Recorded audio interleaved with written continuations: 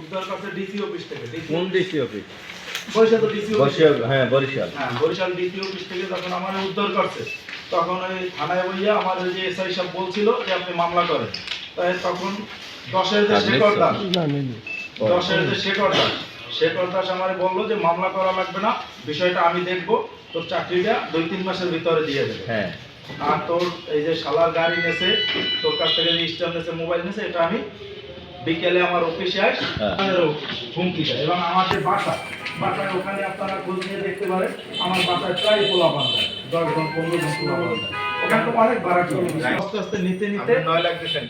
9 লাখ দিয়েছি, আর আমি তো দিয়ে হালাইছি। এখন তো আমরা বাজাইছি 4 লাখ যখন দেওয়ার পর চাকরি হয় না, তারও 5 লাখ দিয়েছেন কা?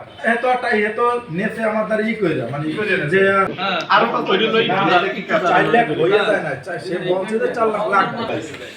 তো হয়তো ওই যে আপনার ওই তখন ওই যে অ্যাকাউন্টের ওই সে এখন কোনোভাবে তো আমার আসাইতে পারে না। জি দাঁড়াই থাকুন যে আপনি পড়তে আছেন। আর পড়া লাগবে কি? আর পড়া কত পয়সা?